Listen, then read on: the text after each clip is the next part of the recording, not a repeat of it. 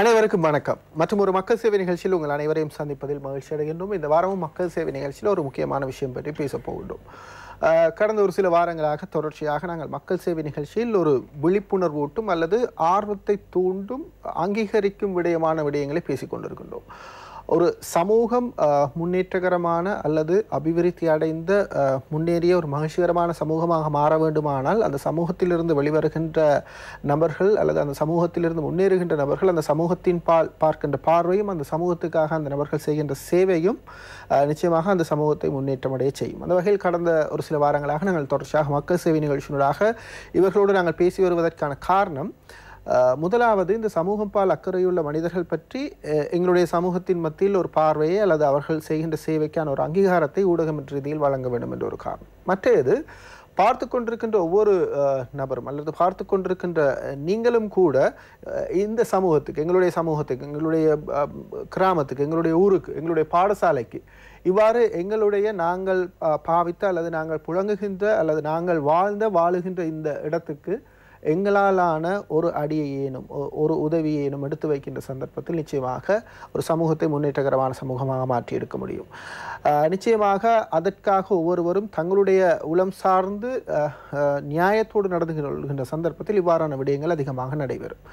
குறிப்பாக சொல்லுவார்கள், இந்த விமர்சனத்துக்கு அப்பால் சென்று சமூக சேவை அல்லது சமூக பொறுப்பை செய்வது மிக சிரமமான காரியம் என்று. ஆனால் அந்த விமர்சனத்துக்கு அப்பால் சென்று சமூக சேவை அல்லது சமூக பொறுப்பை உணர்ந்து சமூகத்துக்காக செயற்படுகின்ற போது நிச்சயமாக அது ஏனையோருக்கு ஒரு உந்து சக்தியாக அமையும். அந்த வகையில் இந்த வாரம் நாங்கள் கலையகம் அழைத்து வந்திருக்கின்ற ஒரு அதிதியும் அவ்வாறான சமூக செயற்பாடுகளில் ஈடுபட்டு கொண்டிருக்கின்ற ஒருவர்.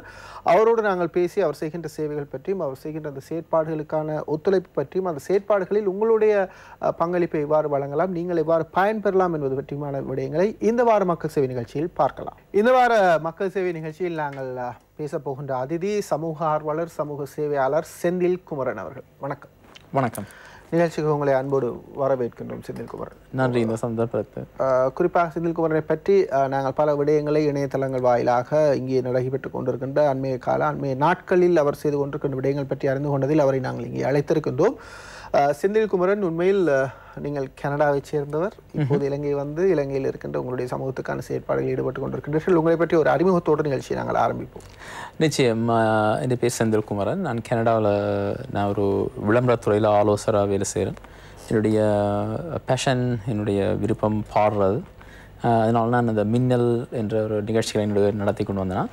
அப்புறம் மின்னல் மியூசிக் என்று சொல்லிட்டு யூடியூப்பில் சேனல் லான்ச் பண்ணி தொடர்ச்சியாக அது ஒரு பக்கம் போய் கொண்டிருக்க நிவாரணம் என்று இந்த நிகழ்ச்சிகள் சுனாமிக்கு பின் தொடர்ச்சியாக செய்து இப்பொழுது கிட்டத்தட்ட $1 மில்லியன் கெனடியன் இங்கே ஊருக்கு அனுப்பி வேலை திட்டங்கள் செய்திருக்கிறேன் தொடர்ச்சியாக 2005 தொடக்கம் 2018 மட்டும்.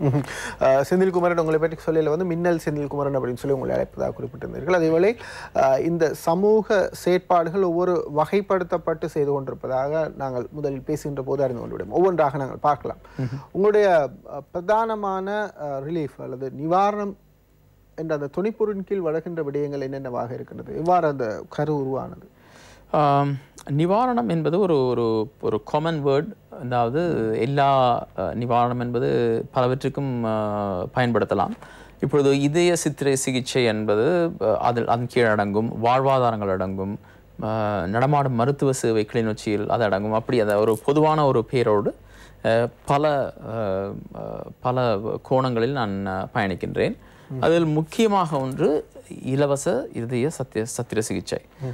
ஏழைகள், குறிப்பாக பார்த்தீங்கன்னா வறுமை கோட்டுக்கு கீழ் இருக்கும் இந்த மக்களுக்கு, பெற்றோருக்கு ஒரு திடீரென்று தங்களோட பிள்ளைய இதய நோய் என்று கொண்டு போகும்போது ஒரு 8-10 லட்சம் அப்படி என்று செலவு செய்கிறதுக்கான சாத்தியக்கூறுன்றது வலு குறைவு. அவங்க தங்களிடம் இருக்கிறதை இழக்க வேண்டும். அது மட்டும் இல்லாமல் இந்த மாதிரியான ஒரு பிள்ளை வீட்டை இருக்கும்போது அவங்க படுகின்ற துன்பம் சொல்லி அடங்காது. ஏனென்றால் தங்களுடைய பிள்ளையை நீல நிறமாக பார்க்கும் பொழுதும், தங்களோட பிள்ளை மூச்சு திணறும் போதும் அந்த தாய் தகப்பன் துடிக்கின்ற துடிப்பு, இப்படியே நாங்கள் ஒவ்வொரு கேசஸ் இதுவரையும் இப்போது இன்றைக்கு தான் 50வது அந்த சத்திர சிகிச்சை இந்த சென்ற கிழமை நடந்ததை நாங்கள் கொண்டாடினோம் லங்கா மருத்துவமனையில். அதே இப்போ நான் சொல்ல வரேன்றால், நான் இந்த பிள்ளைகளோ இந்த வயதுக்கு இளம் பெற்றோர்களுக்கும் செய்கிறது இவையில் அவ்வளோ பேரையும் நான் என்னுடைய ஒரு சொந்தமாக தான் கருதி ஒவ்வொரு முறையும் எடுத்து இதில் செய்கிறது. அப்போ அது ஒரு முக்கியமான ஒரு நிவாரணத்தின் ஒரு பணி. நிவாரணங்கள் பல வகைப்படும். நாங்கள் பார்த்துருக்கோம், சமூகத்துக்கு பல உதவிகள் தேவை. குறிப்பாக வெளிநாட்டில் இருந்து உங்களை போன்ற வெளிநாடுகளில் வருகின்ற எங்களுடைய சொந்தங்கள் நிறைய உதவிகளை செய்து கொண்டிருக்கின்றார்கள். இன்னும் நிறையவே செய்ய வேண்டும், தேவை இருக்கின்றது. ஏன்னால் பாதிக்கப்பட்ட மக்கள் வாழ்ந்து கொண்டிருக்கின்ற பூமி. நேரடியாக அங்கே சென்று பார்த்த உங்களுக்கு அனுபவம் இருக்கும். நிச்சயமாக வெளிநாடுகளில் இந்த நிகழ்ச்சியை யூடியூப் வழியாக அல்லது ஃபேஸ்புக் வழியாக உங்களுடைய நண்பர்கள் குலாம் பார்க்கின்ற போது கூட அந்த எண்ணம் அவர்கள் மனதில் வர வேண்டும். அதற்காக கேட்கணும். நிவாரணம் அப்படின்றதுக்கு இடையில இந்த சத்திர சிகிச்சை அப்படின்றதுக்கு நீங்கள் பிரதானம் இடம் கொடுத்து கொண்டு வருவதற்கான ஏது காரணி அல்லது ஏதாவது சம்பவம் இல்லாட்டி என்ன விஷயத்துக்காக அந்த விடயத்தை முதல்ல எடுத்துட்டு வந்திருக்கீங்க? பொதுவாகவே இந்த உயிர் காப்பது அதான் முதலாவது என்னுடைய நோக்கம். உயிர்கள் போகாமல் தடுப்பது. ஒரு லிஸ்ட் ஒன்று பார்த்து நான் எவ்வளவு பிள்ளைகள் மோசம் போயிருக்கு இந்த சத்திர சிகிச்சை இல்லாமல். அது என் மனதை உண்மையாக ரொம்ப கலங்க வைத்தது. இவ்வளவு பிள்ளைகள் நாங்கள் இழந்துட்டோமா? அதுக்கு பிறகு தான் நான் கொஞ்சம் அதிவேகமாக செய்ய புறப்பட்டேன்னா, குறிப்பாக 2017ஆம் ஆண்டு தொடக்கத்தில் பரமேஸ்வரன் என்னும் பெட்டிக்குலோ மட்டக்களப்பை சேர்ந்த ஒரு இளைஞர், 22 வயது. அவருக்காக இதே மாதிரி இந்த கார்டியாலஜிஸ்ட் எனக்கு ரெக்கமெண்ட் பண்ணவர். இவர் கொஞ்சம் சீரியஸ் ஆகிட்டுதுண்டு. அப்போ அவரை கொண்டு போய் நாங்கள் லங்கா மருத்துவமனையில் கொண்டு வந்து சேர்த்த பிறகும் அந்த சர்ஜரி செய்ய முடியாமல் என்னடா அவற்றை நிலைமை ரொம்ப மோசமாகி அவர் மோசம் போயிட்டார். அது எனக்கு ஒரு பெரிய ஒரு அந்த கிட்டத்தட்ட அவரோட நான் ஒரு மாத காலம் தொடர்பில் இருந்தேன். ஏனென்றால் அந்த லங்கா மருத்துவமனையில் சேர்த்த பிறகும் அவர்கிட்ட ஸ்கேன் பண்ணி பார்த்தபோது அவருக்கு கிருமிகள் இருக்கிறபடியாக அதை கிருமி நீக்கிவிட்டு தான் ஒரு இதய சத்திர சிகிச்சை செய்வார்கள். அதோடு செய்ய இயலாது. அப்போ அவரை வெளியில் கொண்டு போய் நார்மல் ஹாஸ்பிட்டலில் வச்சுருந்தேன். என்னடா அப்போ ரிக்கவர் பண்ணணும்னு. அது கிட்டத்தட்ட அப்படி அவரோட உரையாடி கொண்டிருக்கும் போது அந்த அவர் மேல் ஒரு ஏதோ ஒரு இனம் தெரியாத அவரை பார்க்க ரொம்ப கவலையாக இருந்தது. அவருடைய பேச்சு இன்னும் என் காதுகளில் ரீங்காரம் விட்டு கொண்டிருக்கின்றது. அண்ணா என்ற உயிரை காப்பாற்றி தாங்க, உங்களுக்கு நான் எப்போவுமே நன்றி கடன் பட்டிருப்பேன். நான் அப்போ ஆறுதல் சொல்கிறேன் நான். ஆனால் அநியாயமாக அந்த அவரை நான் பறி கொடுத்துட்டேன். அதுக்கு பிறகு அது எனக்கு ஒரு வாழ்க்கையில் ஒரு வித்தியாசமான இந்த பிள்ளைகளை காப்பாற்றணும். அந்த நிகழ்வுக்கு பிறகு இப்போ கிட்டத்தட்ட 33 இந்த 2 வருடங்களுக்கு 33 உயிர்கள் காப்பாற்றப்பட்டு விட்டது. உங்களுடைய அந்த திட்டத்தின் கீழ் 33 உயிர்கள், மொத்தமாக 50. இப்போ இந்த கடந்த 2 வருடங்களுக்குள்ளேயே 33 செய்தாச்சு. ஒரு சிகிச்சை இந்தியாவுக்கும் அனுப்பி செய்தது. இப்போ இந்த சிகிச்சை செய்வதற்காக ஜனாதிபதி நிதியம் அதுபோல இணைய கொடை அமைப்புகள் சிலவும் உதவி செய்கின்றது. உங்களுடைய லிஸ்ட் அல்லது நீங்கள் உங்களை நாடி வருகின்ற வீதம் அல்லது எவ்வாறு நீங்கள் தெரிவு செய்கின்றீர்கள்? பார்த்து கொண்டிருக்கின்றவர்களுக்கு தேவைகள் இருக்கு. கார்டியாலஜிஸ்ட் ஒவ்வொரு இதய வருத்தம் என்றால் அவங்க உடனடியாக அந்த அவங்களோட கார்டியாலஜிஸ்ட் தான் போகணும்.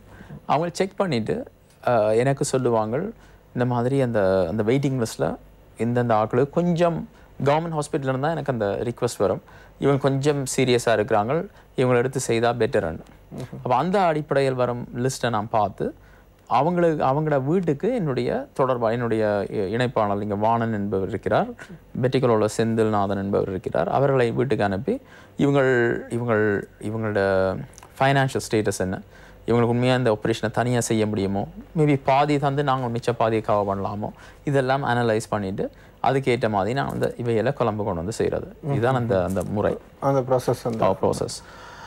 குறிப்பாக நீங்கள் பேசிக்கொண்டிருக்கின்ற போது சொல்லியிருந்தீங்க, இந்த சாதாரணமாக ஒவ்வொரு மனிதருக்கும் இவ்வாறான ஒரு விடயத்தை பார்க்கின்ற போது, இவ்வாறான விடயத்துக்கு உதவி செய்கின்ற போது ஒரு செந்தில் குமரரால் இது முடியாது செய்யறதுக்கு நிறைய பேர் உதவி செய்யணும். உங்களை பொறுத்த வரைக்கும் உங்களுக்கு இவ்வாறான உதவிகள் அல்லது நீங்கள் இதை செய்யறதுக்கான உந்து சக்திகள் எங்கே இருந்து கிடைக்கிறது? இந்த சக்தி, இந்த பெரிய உந்து சக்தி கனடா வாழ் தமிழ் மக்கள்.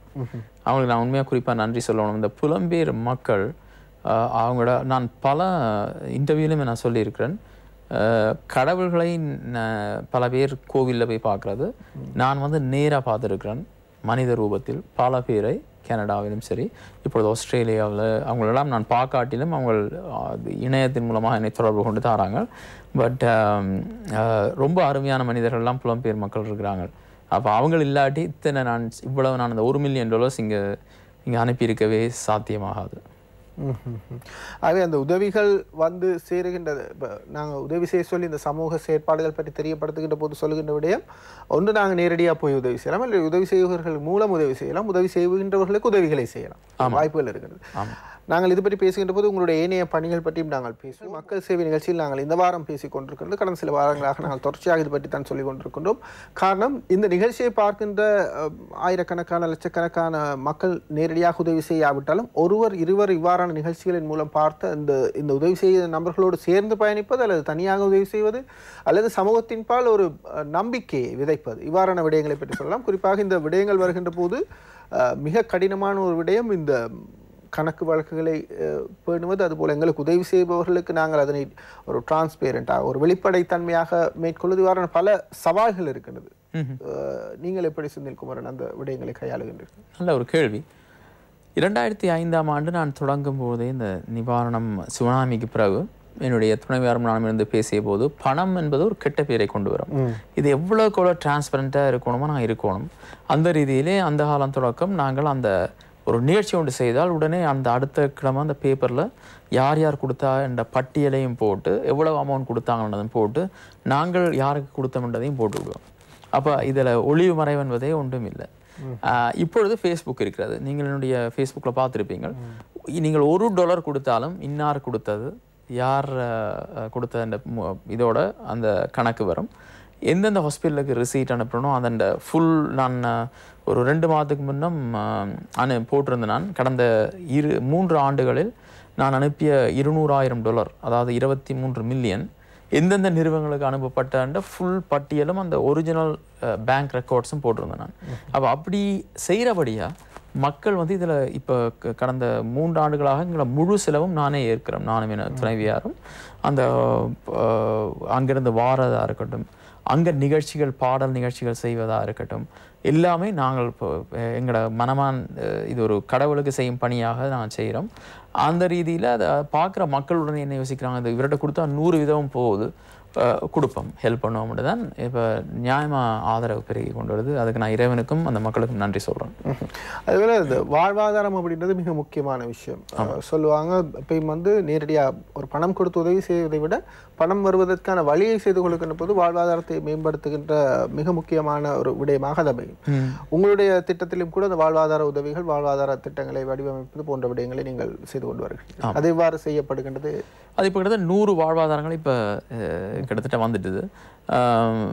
2 விதமாக நான் பிரிக்கிறேன். ஒன்று வந்து போரால் பாதிக்கப்பட்டவர்களுக்கு, இந்த கை கால்கள் இழந்தவர்களுக்கு தங்கள் சொந்த காலில் நிற்கக்கூடிய மாதிரியான அவர்கள் குடும்ப சூழலுக்கு ஏற்ற நிலையில், இப்போ நான் ஒரு கால் இல்லாத ஒருத்தருக்கு ஃபேக்ட்ரி போட்டு கொடுக்க இயலாது, அவருக்கு என்ன முடியுமோ அதைத்தான் கொடுக்கலாம்.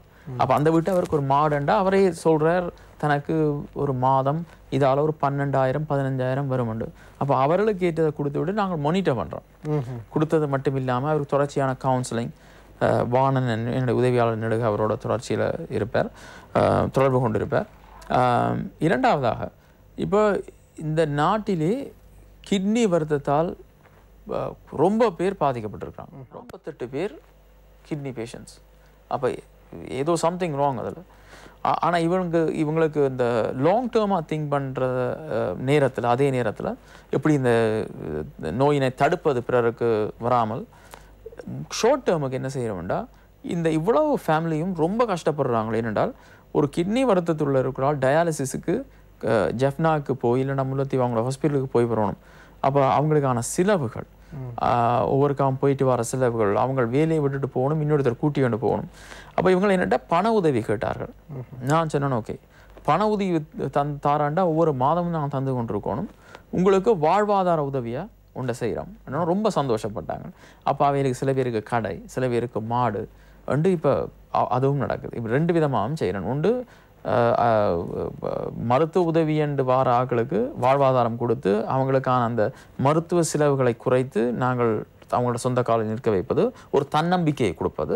இரண்டாவதாக போரில் பாதிக்கப்பட்ட அவைக்கு தன்னம்பிக்கை கொடுத்து மாத வருமானம் கொடுப்பது.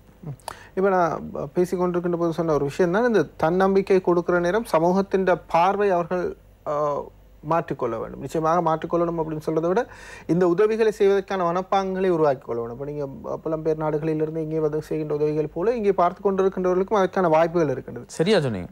அப்போ நாங்கள் கேட்குறோம் உங்கள்கிட்ட, இந்த வாழ்வாதார உதவிகளை செய்வது எந்த அளவு முக்கியமானது, சமூகத்தின் பார்வை இவ்வாறு இருக்க வேண்டும். ஒரு நீங்கள் முதல்ல சொன்ன மாதிரி நாங்கள் ஒரு மனிதர் துன்பப்படுவதை பார்த்து கொண்டு இன்னொரு மனிதனால் சந்தோஷமாக வாழ முடியாது. அது முதல்ல எங்களுக்கு தோன்றும் எங்களுடைய குடும்பத்தில் நாங்கள் ஒரு வீட்டில் இருக்கையில் இல்லாட்டி உறவுகளுக்கு இடையில் ஒரு இழப்போ இல்லாட்டி ஒரு பிரச்சனை இருக்கையில் வந்து நாங்களும் அந்த பிரச்சனையில் பாதிக்கப்படுவோம். அதே மாதிரி அதை கொஞ்சம் விரிவடையணும். குடும்பம் அப்படின்னு விரிவடைஞ்சு சமூகத்துக்கு போகும். அப்படியான உங்களுடைய பார்வை இவ்வாறு இருக்கிறது, இவ்வாறு மாற்றம் அடைய வேண்டும், இவ்வாறு என்ன மாதிரியான விடயங்கள் நீங்கள் கவனிக்கின்றீர்கள்? நாங்கள் ஒரு சமுதாயம் என்பது இன்று நான் வாழ்ந்தால் மட்டும் போதும் என்று இருக்கக்கூடாது. அந்த சமுதாயத்தில் ஒருத்தர் ஒரு உதவி என்று தேவை என்று அவர் கேட்பதற்கு வெயிட் பண்ணாமல், நாங்கள் காத்திருக்காமல் அவர் தேவை அறிந்து பிறர் உடனே ஓடி வந்து செய்யணும். இப்பொழுது நான் செய்த இவ்வளவு இந்த சத்திர சிகிச்சைகளோ இந்த வாழ்வாதாரங்களோ எனக்கு யாரெண்டே முகம் தெரியாது. நான் 8500 மைல்களுக்கு அப்பால் இருந்து கொண்டு இதனை செய்து கொண்டு இருக்கிறேன். நீங்கள் சொன்னது போல் இங்கு பார்க்கின்ற மக்களும் உங்களுக்கு ஒரு பாரிய கடமை உள்ளது. ஏனென்றால் நீங்கள் வசதி படைத்திருந்தாலும் சரி, உங்களுக்கு குறைவான இன்கம் என்றாலும் அட்லீஸ்ட் உங்களுக்கு முடிஞ்சால் ஒரு 100 ரூபாவை உங்களால் உங்களோட கிராமத்தில் இருக்க ஒரு தவிக்கிற ஒரு ஆக்களுக்கோ இல்லை ஒரு வாடும் ஒரு பிராணிக்கு ஒரு சாப்பாடு போடுறதன் மூலமாகவோ இப்படி நீங்கள் ஏதோ ஒன்றை செய்து நான் கர்மாவை அதிகம் நம்புவோம். நாங்கள் எல்லாத்துக்கும் ஒரு கர்ம வினை கர்மான்னு இருக்கிறது. நீங்கள் நினைக்கக்கூடாது நாங்கள் இந்த வருஷம் நாங்கள் ஏதோ வாழ்ந்துட்டோம், நல்ல சுகமாக இருக்கிறோம், நாங்கள் ஏன் மற்றவைக்கு உதவி செய்யணும்னு சிலர் யோசிக்கக்கூடாது. ஏனென்றால் நாங்கள் செய்வதற்கு ஒவ்வொன்றுக்கும் ஒரு ஒரு ஒரு அர்த்தம் இருக்கிறது. இந்த நாங்கள் பிறக்கின்ற அந்த பிறப்பு அந்த வாழ்வும் ஒரு அர்த்தம் மிகுந்ததாக இருக்க வேண்டும். அந்த ரீதியிலே நீங்கள் சமுதாயம் என்பது ஒருதன் நன்றாக இருந்து மற்றவர் வந்து துன்பப்படுவது அப்படி என்பதை விட எல்லோரும் நாங்கள் நன்றாக இருந்தால் அது நல்ல ஒரு சமுதாயமாக அமையும். ஆக அதற்கான வழிவகைகள் எங்களுடைய சமூகத்தில் இருக்கிறது. நாங்கள் ஏனைய சமூகங்களோடு அல்லது ஏனைய விடங்களோடு பார்க்கின்ற போது எங்களுடைய மக்கள் நிச்சயமாக நீங்கள் சொன்னது போல உதவி செய்வதற்கு தயாராகத்தான். அதில் இருக்கிற மிக பிரதானமான சவாலாக இருப்பது யாருக்கு உதவி செய்வது, எப்படி உதவி செய்வது, யார் மூலமாக உதவி செய்வது. இந்த கேள்விக்கான விடைகளை உங்களுடைய பார்வையில் எப்படி பார்க்கின்றீர்கள்? நீங்க சொன்னீங்க ஆரம்பத்திலே பணம் என்றது மிக மோசமான ஒரு விஷயம், இலகுவாக கெட்ட பெயரை கொண்டு விடும். அப்ப நாங்க தனியாக உதவி செய்யலாம் அல்லது எங்களுக்கு அந்த வசதி இல்லாட்டி இன்னொருவர் மூலம் பெற்று உதவி செய்யலாம். யாரும் தங்களுக்கு வந்து ஒரு கூடாத பெயரையோ இல்லாட்டி கூடாத இதை கொண்டு வரதுக்கு விரும்ப மாட்டாங்க. எங்களுக்கு சோழி அப்படின்னு போயிடுவாங்க. இப்போ இப்படியான மனநிலையில் இருக்க நிறைய பேர் இருக்கிறாங்க. உங்களுடைய பார்வையில் அதற்கான பதில்கள் வரும். நீங்கள் அப்படி இப்போ உதவி செய்வதை அந்த காலத்தில் சொல்கிறது இடது கை கொடுக்கறது வலது கைக்கு தெரியக்கூடாதுண்டு. அப்படி அந்த இதை நான் வந்து இப்போ வந்து காலத்துக்கு ஏற்ற போல் மாறி நீங்கள் சமூக வலைதளங்கள் வந்து நீங்கள் வந்து பிரயோசனமான இந்த மாதிரியான விஷயங்களுக்கு பயன்படுத்தணும். ஏனென்றால் அந்த இடது கை கொடுக்குற வலது கை தெரியக்கூடாதுன்னு சொல்லி போட்டு 2 கையாலையுமே கொடுக்காத சில பேர் இருக்கிறாங்க. அப்போ நான் இதை பப்ளிக்காக நான் இந்த ஃபேஸ்புக்கில் போடுறது காரணம் பிறரை இன்ஸ்பயர் பண்ண வேண்டும். என்ன இன்ஸ்பயர் பண்ணது, டெரி ஃபாக்ஸ் என்று அவர் ஒருத்தர் கனடாவில் அவர் தான் இந்த கேன்சரை பற்றியான ஒரு மிகப்பெரிய ஒரு அவேர்னஸை உலகத்துக்கு கொண்டு வந்தவர். அவர் வந்து ஒரு காலை கேன்சருக்காக பறி கொடுத்து அவர் வந்து கனடா முழுக்க சுற்றி ஓடுறதுக்காக முயற்சி செய்து ஒரு காலோட 5443 கிலோமீட்டர் ஓடினவர் 143 நாள். ஆனால் அந்த ஒரு காலோட அவர்கிட்ட தன்னம்பிக்கையை பாருங்க. அவர் ஏன் அப்படி செய்தவர்ண்டா அவர் தான் என்ன இன்ஸ்பயர் பண்ணது. அப்போ அவர் மதர் தெரேசா, காந்தியடிகள் இப்படி பலருடைய அந்த இதால் தான் நானும் இதுக்குள்ளே வந்தான். நீங்கள் பிறரை இன்ஸ்பயர் பண்ணணும். நீங்கள் பிறர் வந்து சொல்கிறதுக்காக பயப்படக்கூடாது. நீங்கள் ஃபேஸ்புக்கில் யாருக்கு நீங்கள் கொடுக்குறீங்க செய்கிறீங்கன்றதை போடுற பட்சத்தில் உங்களை பற்றியான ஒரு தெளிவான ஒரு பார்வை மக்களுக்கு தெரியும். நீங்கள் அப்படி செய்கிறது மூலமாக உங்களோட கிராமத்துலேயும் உங்களோட சிட்டிலையும் நீங்கள் 10 பேரை உருவாக்க போகிறீங்க. நாங்கள் நல்லவற்றை பகிர்வதன் மூலம், நல்லவற்றை செய்வதன் மூலம், நல்லவற்றை தெரியப்படுத்துவதன் மூலம் மேலும் பலரை உருவாக்கலாம்.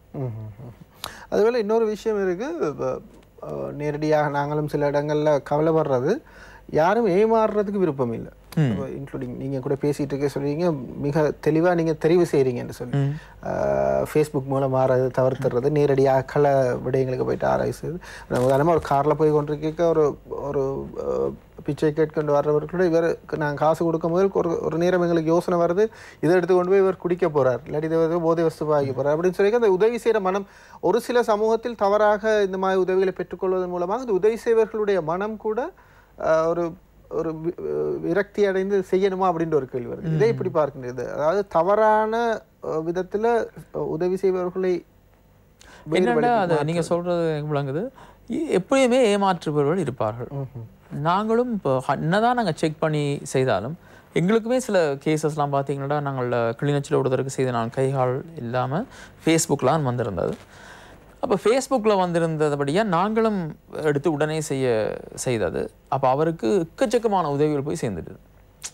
இப்போ இதான் அதில் ஃபேஸ்புக்கில் வர பிரச்சனை என்னென்றால் ஒருத்தருக்கு உதவி தேவைண்டு வரும்பொழுது எல்லாரும் கண்ணை மூடிக்கொண்டு காசு அனுப்பும்போது அது அவர்கிட்ட அக்கௌண்ட் நம்பரை போட்டு விட்டுருவாங்க அவருக்கு தேவைக்கு அதிகமாக ஒருத்தருக்கு போய் சேருது அப்போ அதை கூடாது அதனால தான் நான் இப்போ இந்த முறையெல்லாம் தொடர்ச்சியாக என்ன செய்கிறேன்றால் தேடி தேடி போய் வவுனியா கிளிநொச்சி முல்லைத்தீவுன்ட்டு ஒரு நாளைக்கு நான் 300 கிலோமீட்டர் இந்த கடந்த 3 கிழமையில் ஒவ்வொரு நாளும் தெரிஞ்சேன் நான் ஒரு வேன் உண்டு என்னுடைய வச்சுக்கொண்டு அவ்வளோ டாக்குமெண்ட் பண்ணேன் நான் உள்ளுக்குள்ளே போய் அந்த காடு மேடு அதுக்கு சில ரோடுகளில் போகவே இயலாது அப்படியும் போய் இவையில தெரிவு செய்து இவையெல்லாம் இன்டர்நெட் ஆக்சஸோ ஃபேஸ்புக்கோ ஒன்றுமே இல்லை அவையில பார்த்து செய்துட்டு வந்தேன் என்கிட்ட ரொம்ப சந்தோஷமாக இருந்தது அப்படி நீங்களும் செய்யலாம் நாங்கள் தொடர்ந்து பேசுவோம் இந்த வார மக்கள் சேவை நிகழ்ச்சியில் ஒரு விழிப்புணர்வு நிகழ்ச்சியாக அதே நேரம் உங்களையும் சேர்த்துக் கொள்வதற்கான ஒரு நிகழ்ச்சியாக வழங்கி கொண்டு இருக்கின்றோம் திரு செந்தில் குமரன் அவர்களோடு மின்னல் செந்தில் குமரன் அப்படின்னு சொல்லுவாங்க நிச்சயமாக சமூக பணி செய்வது அப்படின்றது வந்து ஒரு திருப்திக்காக அல்லது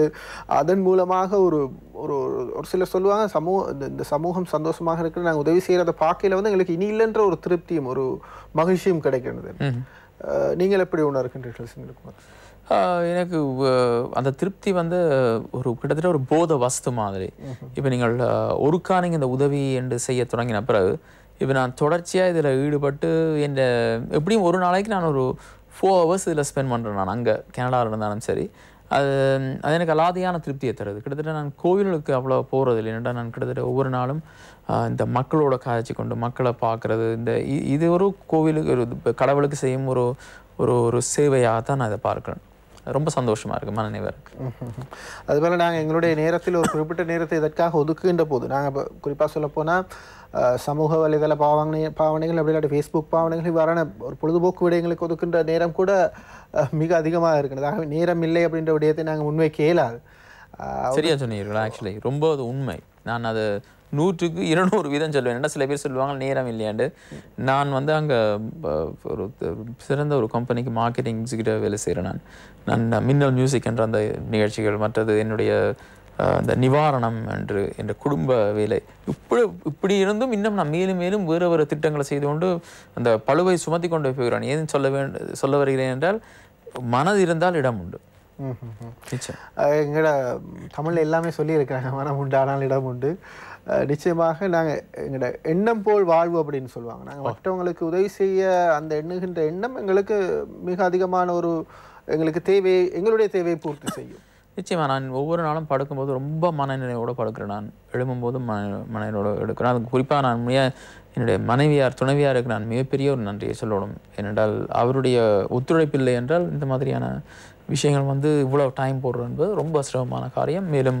ஃபைனான்ஷியலாகவும் நாங்கள் வந்து கான்ட்ரிபியூட் பண்ணுறோம் இப்போ எல்லா செலவுகளையும் ஏற்று அதெல்லாம் அதுக்கு எல்லாத்துக்கும் உண்மையாக ஒரு குடும்பத்தின் சப்போர்ட்டும் தேவை ஸோ நீங்கள் பார்த்து கொண்டிருக்கிற கணவன் மனைவி இந்த மாதிரியான குடும்பங்கள் நீங்கள் ஒருத்தர் சப்போர்ட் பண்ணீங்கன்னா நிச்சயமாக அந்த பல நல்ல வேலையில் செய்யலாம் அதுபோல் நீங்கள் அந்த நடமாடும் சேவை மருத்துவ சேவைகளை கிளிநொச்சியில் செய்து கொண்டிருப்பதாக குறிப்பிட்டிருந்தீர்கள் அது என்ன மாதிரி நீங்கள் முன்னெடுக்குகின்றீர்கள் அதன் திட்டம் பற்றி குறிப்பிடுங்க நிச்சயம் கடந்த 2 வருடங்களாக எனக்கு ஒரு ரிக்வெஸ்ட் ஒன்று வந்தது படுக்கையிலே இருக்கும் இந்த பயனாளிகள் ரொம்பவும் கஷ்டப்படுவதாகவும் தற்கொலை செய்து கொள்வதாகவும் இவர்கள் வந்து தாங்கள் இந்த அநேகமானோர் அதுவும் இந்த கிளிநொச்சி மாவட்டத்தில் அநேகமானோர் வந்து முதல் வந்து இந்த போருக்கு முன் சாதாரணமாக இயங்கக்கூடிய நிலையில் உள்ள மனிதர்கள் இந்த போரின் முள்ளந்தண்டுவடம் பாதிக்கப்பட்டு படுத்த படுக்கையாக இருந்து இவர்கள் முதுகு புண்கள் கூடி பல பேர் வந்து இறந்ததுண்டு, தற்கொலை செய்ததுண்டு. அந்த ரீதியில் இவர்களுக்கான ஒரு நிவாரணமாக நான் ஒரு வீட்டையே அவங்களுக்கு போய் இந்த மருந்து முதுகு புண்ணுக்கு மருந்து போட்டு கவுன்சிலிங் கொடுத்து அவங்களுக்கு அந்த மன ஆற்றுது சேவையை வழங்கி 3 பேர் கொண்ட டீமுக்கு மாதம் நான் பே பண்ணுறேன் ஸ்டாஃபுக்கு. அதை விட ஒரு ஓட்டோ ஒன்று வாங்கி கொடுத்துருக்குறேன், புது ஓட்டோ. அவங்க வீடுகளுக்கே சென்று இந்த திட்டங்களை செய்து இவர்களையும் இந்த சமூகத்தில் நீங்கள் இணைத்து கொண்டு ஒரு அவர்களுக்கான தேவையை ஆற்றுவது அது நல்லா போய் கொண்டிருக்கு. இப்போ 3வது வருடத்துக்கு போகுது. இந்த சேவை அங்கே இருக்கின்ற பயனாளிகள் எவ்வாறு தெரிவு செய்து கொள்ளலாம்? அவர்கள் இந்த சேவை கிளிநொச்சி மாவட்டம் பார்த்தீங்கன்னா இது நானும் வடமாகாண சபையும் தான் இணைந்து செய்கிறோம். அதாவது எப்படி என்றால் வடமாகாண சபை அந்த டிரெக்டர் டாக்டர் கேதீஸ்வரன் அவையில்ட அந்த டீம் வந்து மருந்துகளை சப்ளை பண்ணுறார்கள். நான் வந்து ஸ்டாஃபையும் இந்த ஓட்டோ இந்த கம்ப்ளீட்டாக நான் இந்த டேக் கேர் பண்ணுறேன். இது தெரிவு செய்வது கிட்டத்தட்ட எல்லாரும் அந்த ஹாஸ்பிட்டலில் போய் பதிஞ்சிருப்பினும் அந்த லிஸ்ட் எங்களுக்கு இருக்குது. எப்போவுமே அந்த லிஸ்ட் வந்து கொண்டே இருக்கும். இப்பொழுதும் 2 பேர் விபத்து நார்மலாக இருந்தவங்க விபத்துக்குள்ளாகி முள்ளந்தண்டு பாதிக்கப்பட்டு இந்த லிஸ்ட்ல வந்து சேர்க்கப்பட்டிருக்கிறார்கள். அப்போ அவர்களுக்கும் அந்த சிகிச்சை வழங்கப்படுகிறது வீட்டுக்கே போய். அப்படித்தான் தெரிவு செய்யணும். இவ்வாறான சேவைகள் இது ஒரு கம்ப்ளீட் இந்த மாதிரி ப்ரொஜெக்ட் போய் கொண்டிருக்கும். இவ்வாறான வேற என்ன திட்டங்கள்? இப்போ நீங்கள் குறிப்பிட்டிருந்தீங்க கிளிநொச்சியில் நீங்கள் அண்மையில் வந்திருக்கின்ற போது இந்த நாய்களுக்கான ஒரு நிலையம், என்ன காரணம்? சரணாலயம் ஒன்று ஒரு வருடத்துக்கு முன் நான் வந்தபோது கிளிநொச்சியில் வேறு ஒரு திட்டத்துக்காக வந்த பொழுது ஒரு பள்ளிக்கூடத்தில் நடந்த அந்த ஒரு காட்சி என்னை ரொம்பவும் பாதித்தது. நான் ஒரு விலங்கார்வலர். நான் வந்து இந்த யானைகளை கட்டி போடுவது, மிருகங்களை துன்புறுத்துவது இதுக்கெல்லாம் எதிர். அந்த ரீதியில் அந்த 7 நாய்களும் மிக வருத்தத்தோடு உடம்பு முழுக்க புண்களோடு அந்த பள்ளிக்கூடத்தில் அந்த தேங்கி கிடக்கும் அந்த நீரினை நிலத்தில் தேங்கி கிடக்கும் நீரினை குடிப்பதை பார்த்து எலும்புந்தோறுமாக இருந்தன.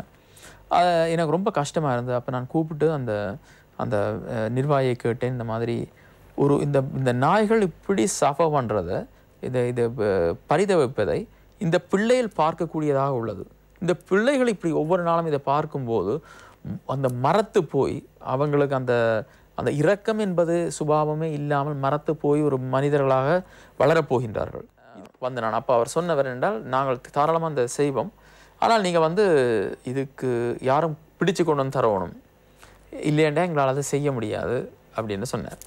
ஆனால் இன்று வரை அந்த நடைபெறவில்லை. ஒரு தரம் பிடித்து தருவதற்கு ஆட்கள் இல்லை. அப்போ அதை சரியாக ஒழுங்குபடுத்த முடியாமல் எனக்கு ரொம்ப கவலையாக இருந்தது. நான் அப்போ தான் யோசிச்சுட்டு நானும் எனது துணைவியாரும் யோசிச்சினாங்கள், வழி முழுக்க யாழ்ப்பாணமாக இருக்கட்டும் சரி, கிளிநொச்சியாக இருக்கட்டும் சரி, ரொம்ப பாதிக்கப்பட்ட அந்த நாய்களை பார்க்கின்றோம். ஒரு வாயில் நாய்கள்னு சொல்கிறது வந்து உண்மையான மனிதன் உற்ற நண்பன். இப்படி ஒரு சொசைட்டி வந்து நல்லா வரணுமென்றா முதலில் காந்தியடிகள் சொன்னது போல் ஒரு தேசத்தை நீங்கள் மதிப்பிட வேண்டும் என்றால் அந்த தேசத்தின் மக்களும் அந்த தேசமும் அந்த பிராணிகள் அந்த விலங்குகள் மேல் எவ்வாறு நடத்தப்படுகின்றன விலங்குகள் எவ்வாறு நடத்தப்படுகின்றனோ அதை பார்த்து தான் அதை மதிப்பீடு செய்ய முடியும் என்று. அப்போ இதை பார்த்தீங்கன்னா ரொம்ப பரிதாபமான சூழ்நிலை. அதனால தான் நாங்கள் யோசிச்சினாங்க, எங்களோட சொந்த காசில் பழைக்கு பக்கத்தில் ஒரு 30 லட்சம் செலவில் ஒரு 3 ஏக்கர் வாங்கியிருக்கிறேன். அந்த ஏக்கரில் இனி கட்டுமான பணிகளுக்காக நான் மக்களிடம் அதற்கு புறம்பாக ஒரு நிதி ஒன்றை சேர்த்து அதுக்கு புறம்பான ஒரு சேரிட்டி ஒன்றை ஃபார்ம் பண்ணி அதுக்கு ரைஸ் பண்ணி அதில் விலங்குகளுக்கான வெட் கிளினிக், வயது போன மற்றது அந்த நோயுடன் கூடிய நாய்களை கொண்டு வந்து பராமரிப்பது, மற்ற சின்ன நாய்க்குட்டிகளை எல்லா இடத்துலையும் விட்டுட்டு போகிறாங்க, அதுகளை கொண்டு வந்து ரீஅடாப்ட் பண்ணுறது, வேறு புது வீடுகளுக்கு தெரிவு செய்து அனுப்புவது. இதற்கு எனக்கு அங்கே வெட் டிரெக்டர், நார்தர்ன் ப்ரொவின்ஷியல் கவுன்சில் வெட் டிரெக்டர் டாக்டர் வசீகரன் அவர்கள் தன்னுடைய சப்போர்ட்டை ஆதரவை தந்திருக்கிறார். அதாவது அவர்களோட டீம் வந்து இதை வந்து அந்த பிள்ளைகள் பெறாமல் மற்றது இந்த ரேபீஸ் ஷாட்ஸ் இதெல்லாம் கொடுப்பாங்க. நாங்கள் மிச்ச அந்த சாப்பாட்டுகள் மற்றது அதில் ஒரு இடத்துல கொண்டு வந்து வச்சிருக்கிறது. இப்போ பார்த்தீங்கன்னா இது நான் செய்கிறது வந்து நாய்களுக்கு மட்டுமல்ல, இதால் பாதிக்கப்படுவது மனிதர்கள் கூட. எவ்வளோ பேர் வந்து இந்த ரேபீஸ் என்ற கொடிய நோயால் இறக்கிறார்கள் நாய் கடித்து. எவ்வளோ பேர்கள் வாகனத்தில் வந்து இந்த நாய்கள் வந்து நடுவில் வாரபடியாக வாகனம் அடித்து அவர்களும் இறக்க நேரிடு. மோட்டார் சைக்கிளில் ரொம்ப பேர் மோசம் போயிருக்கிறாங்க. எல்லாம் காயப்படுவதுண்டு, நிரந்தரமான காயங்களும் படுவதுண்டு. இப்படியான இதிலிருந்து இவைகளை தப்பலாம், இதை தவிர்க்கலாம். ஆக இந்த ஒரு திட்டம் ஒன்று உருவாக அல்லது திட்டத்தை நடைமுறைப்படுத்த எங்களுக்கான கிரவுண்ட் சப்போர்ட் ரொம்ப அதிகமாக தேவைப்படும். அதை எவ்வாறு உருவாக்கி கொள்கிறேன்? கிரவுண்ட் சப்போர்ட் நான் போகிற இடங்களில் நான் வந்து இப்போ வந்த இடங்களெல்லாம் நான் ஆக்களை ரெக்ரூட் பண்ணி கொண்டிருக்கிறேன். கொஞ்சம் அனிமல் லவர்ஸ் வந்து அங்கே ஜெஃப்னாவில் நான் ஃபைன் பண்ணிட்டேன். நல்ல அனிமல் லவர்ஸ் அவங்களோடு அவங்க ஏற்கனவே செய்து கொண்டிருக்கிறாங்க வேலைகள். நான் ரொம்ப ஆச்சரியப்பட்டு போனேன். நான் அவங்களோட துணையோடு மற்றது ஸ்டாஃப் மெம்பர்ஸ் கொஞ்சம் நான் பே பண்ணி ஸ்டாஃப் மெம்பர்ஸ் எடுத்து செய்யலாம்ண்டு. அது பெரிய கஷ்டமாக இருக்குது. இல்லை நான் இப்போ எவ்வளோ திட்டங்கள் செய்கிறேன் ஸ்டாஃப் மெம்பர்ஸை போட்டு. இது கொஞ்சம் கடினம் தான், என்னென்றால் இது விலங்குகள் என்றபடியாக. இருந்தாலும் நத்திங் இஸ் இம்பாசிபிள் என்று சொல்வார்கள். ஒன்று எல்லாமே செய்ய முடியுமெண்டா மனம் இருந்தால் இடம். நாங்கள் பல விடயங்களை பேசியிருந்தோம் செந்தில்குமரன். உங்களுடைய திட்டங்கள் பற்றி பேசியிருந்தோம். நீங்கள் சமூகத்துக்காக உங்களுடைய பார்வை வார இருக்கிறது பேசியிருந்தோம். உங்களுடைய ஃபியூச்சர் பிளான்ஸ், எதிர்காலத்தில் என்ன மாதிரியான விடயங்களை பற்றி நீங்கள் திட்டங்கள் வைத்திருக்கின்றீர்கள், என்ன மாதிரி உங்களுடைய செயற்பாடுகள் அமைய இருக்கிறது, என்னென்ன விடயங்களுக்கு முக்கியத்துவம் வழங்க இருக்கின்றீர்கள்? தொடர்ச்சியாக நான் என்ன செய்து கொண்டிருக்கிறோம், உயிர்கள் காக்கும் பணி. மற்றது இந்த சமூகத்தை ஒரு கல்வி என்பது ஒரு இன்றியமையாத ஒரு நாட்டின் ஒரு வளர்ச்சி வந்து கல்வியில் இருக்குது. ஒரு சமூகத்தண்ட வளர்ச்சி கல்வியில் இருக்குது. அப்போ நான் போன இடமெல்லாம் என்ன பிரச்சனை என்றால் எல்லாருமே இந்த டியூஷன் பிள்ளைகளை அனுப்பணும், அந்த பிள்ளைகளுக்கு ஸ்காலர்ஷிப் இது பண்ணியிருக்கு, இதுக்கு நாங்கள் எப்படியாவது பிள்ளைகளை படிக்க வைக்கணும். அந்த ரீதியில் என்ன செய்யலாம்? புலம்பெயர் சமூகத்தில் இப்போ பார்த்தீங்கன்னா ரொம்ப பேர் இப்போ ரொம்ப நாளைக்கு அங்கே போய் செட்டில் பண்ணவங்கெல்லாம் இப்போ ஃபைனான்ஷியலி நல்ல தே ஆர் டூயிங் வெல். அவங்க வந்து தங்களோட நேரத்தையும் ஒதுக்குறதுக்கு தயாராக இருக்கிறாங்க. அப்போ அந்த மாதிரி ஒரு டீம் ஒன்றை ஃபார்ம் பண்ணி இங்கே வந்து ரொட்டேஷனல் பேசிஸில் அனுப்பி இவங்களை படிப்பிக்கிறது இலவசமாக எத்தனையோ விஷயங்கள் நாங்கள் செய்யலாம். ஏன்னா இப்போ கனவே ரிட்டையர் பண்ணிட்டாங்க. 60s இருக்கிறவங்க அவங்க ஆக்டிவாக இன்னொரு 10 வருஷம் இங்கேயும் போய் வந்து அந்த மாதிரி நல்ல நபர்கள்லாம் இருக்கிறாங்க. அவங்கள என்ன நாங்கள் அதை ஆர்கனைஸ் பண்ணுறது, அதை நான் எனக்கு ஆர்கனைசேஷன் இந்த இது இருக்கிறபடியாக நான் வடிவாக செய்வேன். இப்போ குறிப்பாக சில விஷயங்களை நாங்கள் அட்வைஸ் பண்ணுறதுக்கு இல்லாட்டி மக்களுக்கு சொல்கிறதுக்கு சில விஷயங்கள் நாங்கள் செய்திருக்கணும், செய்தால் தான் சொல்லலாம். இப்போ அது மாதிரி உங்களுக்கு அந்த வாய்ப்பு இருக்குன்னு சொல்வதற்கு நீங்கள் சமூகத்துக்காக பல வேலைகளை செய்து கொண்டு தனிப்பட்ட வேலைகளையும் செய்கின்ற அதே வேலை சமூகத்துக்கான பணிகளையும் செய்து கொண்டு, ஆகவே எவ்வாறு இதனை முகாமைத்துவம் செய்து கொள்வது, எவ்வாறு நீங்களும் ஒரு சமூக ஆர்வலராக அல்லது சமூகத்துக்கு ஏதோ ஒரு விதத்தில் ஒத்துழைப்பு வழங்குவராக மாறிக்கொள்வது, இந்த விடயங்கள் பற்றி குறிப்பிடுங்க. ஆமாம், நீங்கள் வந்து சமூகத்துக்கு நீங்கள் சேவை செய்யணும்னு விரும்பி நீங்கள் வரணும். உங்களுக்கான அந்த ஆதரவு வந்து மக்கள் தருவார்கள். எப்பொழுதென்றால் நீங்கள் வந்து தெளிவான ஒரு பார்வையுடன் தெளிவான நடையுடன். 2005ஆம் ஆண்டு நான் இதை ஸ்டார்ட் பண்ண போதும் எனக்கும் எவ்வளோ சேலஞ்சஸ் வந்தது. சவால்கள் வந்து இன்னும் இவர் தன்னை ப்ரமோட் பண்ண செய்கிறாரோ, இவர் அரசியலில் வர்றதுக்கு செய்கிறாரோ. என்னடா கிரிட்டிசிசம் என்பது கன்ஸ்ட்ரக்டிவ் கிரிட்டிசிசமாக இருந்தால் ஓகே. ஆனால் சில பேர் ஒன்றுமே செய்யாமல் இருந்து கொண்டு கதைப்ப சுலபம் தானே. விமர்சனம் என்பது சும்மா சொல்லி போட்டு போகலாம், செய்கிறது ரொம்ப கஷ்டம். ஆனால் அந்த காலம் தொடக்கமே நான் சொல்லி கொண்டிருக்கிறேன், எனக்கு அரசியல் வருவதற்கு ஒரு விதமான எண்ணமும் இல்லை, அது ஆசையும் இல்லை. என்னுடைய முழு நேர எனக்கு ரொம்ப விருப்பம், அது மனதுக்கு பிடித்தது இந்த மக்களுக்கான சேவை செய்வது. அதில் தொடர்ச்சியாக பயணம். அதான் எதுக்காக சொல்ல வரேன்றால், இந்த மாதிரி கிரிட்டிசிசம் வரும், ஆனால் அதையெல்லாம் தாண்டி நீங்கள் பயணிக்கும் போது உங்களை நீங்களே நிலைப்படுத்தி கொண்டு முதலாவதாக ஃபைனான்ஷியலி நீங்கள் ஒரு நல்ல ஒரு நிலைக்கு வர வேண்டும். அதாவது குடும்பம், நீங்கள் நல்லபடியாக ஒரு குடும்பத்தை தலைவனால் தான் ஒரு நாட்டை காக்க முடியும். அதனால் உங்களோட குடும்பத்தையும் பார்க்கின்ற அதே வேளை தான் நீங்கள் சில இந்த விஷயங்களை தொடர்ந்து செய்து கொண்டிருக்கணும். ஓரளவு நல்ல நிலைமைக்கு வந்த பிறகு கொஞ்சம் கொஞ்சமாக இப்போ நான் என்னுடைய டைமில் ஒரு 30% 40% இதுக்கு போடுறேன். நான் இந்த டைமில் எனக்கு ஓகே. அது இப்போ நான் விருப்பமாண்டா அந்த 40% இந்த வேலையில் போட்டேன்டா இன்னும் கூட மேக் பண்ணலாம். ஆனால் எப்படி இருந்தாலும் எனக்கு ஓரளவுக்கு மேலே செல்வம் இதுவும் தேவையில்லை. எங்களுக்கு ஓரளவு எங்கள் நல்லா இருக்கிறோம்னால் பிறர் இப்படி நான் செய்வதன் மூலமாக அவருடைய வாழ்வில் ஒரு மறுமலர்ச்சியை கொண்டு வரலாம். அது ஒரு புண்ணியம், அதை தான் செய்ய விரும்புகிறேன். நிச்சயமாக நல்ல ஒரு நேர்காணல் ஒன்று இருந்தது. நிச்சயமாக மக்களுக்கான ஒரு விடயம். இதில் இறுதியாக சொன்ன ஒரு விஷயத்தை நான் உங்களுக்கு சுட்டிக்காட்ட விரும்புகிறேன். நிச்சயமாக உங்களை முதலில் நிலைநிறுத்திக் கொள்ள வேண்டும் சமூகத்தின்பால் உங்களுடைய பார்வையை செலுத்துவதற்காகவே. கல்வி, பொருளாதாரம், உங்களுடைய குடும்ப சூழ்நிலை இவற்றை நீங்கள் வடிவமைத்து அதில் ஒரு ஸ்டேபிளான ஒரு நிலையான ஒரு இடத்துக்கு வருகின்ற சந்தர்ப்பத்தில் சமூகத்தின்பால் உங்களான பார்வை நிச்சயமாக அதன் பால் செலுத்த முடியும். ஆகவே எவ்வாறான ஒரு சூழ்நிலை இருந்தாலும் கூட உங்களுடைய முழு நேரத்தையும் ஒதுக்க முடியாவிட்டாலும் அல்லது உங்களுடைய செல்வத்தை அல்லது உங்களுடைய பணம் பொருளாதார ரீதியாக உதவி செய்ய முடியாவிட்டாலும் உங்களால் இயன்ற உதவிகளை நீங்கள் செய்கின்ற போது உங்களுடைய அந்த இயல்புக்கு ஏற்றவாறு உங்களுக்கு நிச்சயமாக உங்களுக்கு கிடைக்கின்ற விடயங்களும் அமையும். சிட்டியா சொன்னீங்க. அதை இந்த வாழ்க்கையில் உளப்பூர்வமாக நடந்தேன். நான் உளப்பூர்வமாக சொல்கிறேன். நான் இந்த அளவுக்கு நான் ஃபைனான்ஷியலாக நான் இன்னும் மேலே நான் வந்தது காரணம் நான் செய்யும்பொழுதே சில சம்பவங்கள் இந்த வாழ்க்கையில் எத்தனையோ நல்ல ஆப்பர்ச்சுனிட்டிஸ் இந்த வேலையில் எனக்கு கொண்டு வந்தது. அதை நான் கோஇன்சிடென்ஸ்ன்னு சொல்ல மாட்டேன், சந்தர்ப்பவசத்தாக இல்லை. இதெல்லாம் உண்மையாக ஏதோ ஒரு கடவுள்ன்ற ஒரு அருளால் தான் நடந்தது, சில பேர்ட்ட ஆசீர்வாதங்களால் நடந்தது.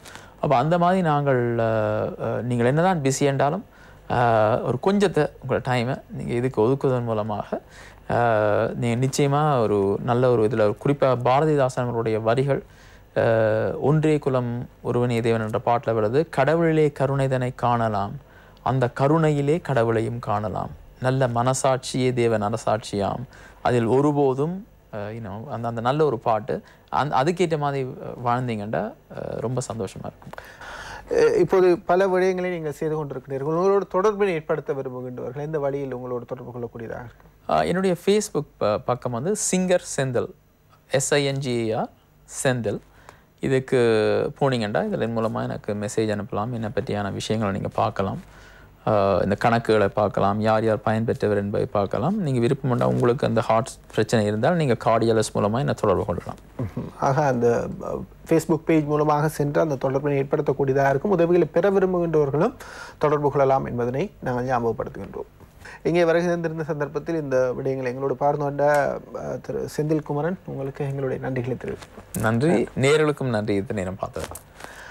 இந்த வார மக்கள் சேவை நிகழ்ச்சியிலிருந்தும் நாங்கள் விடைபெறுகின்றோம். ஒரு நல்ல விடயத்தை மக்களிடத்தை கொண்டு சேர்த்தோம் என்ற ஒரு திருப்தியோடு நாங்கள் விடைபெறுகின்றோம். மற்றும் ஒரு நிகழ்ச்சியில் உங்களை சந்திக்கலாம். நன்றி, வணக்கம்.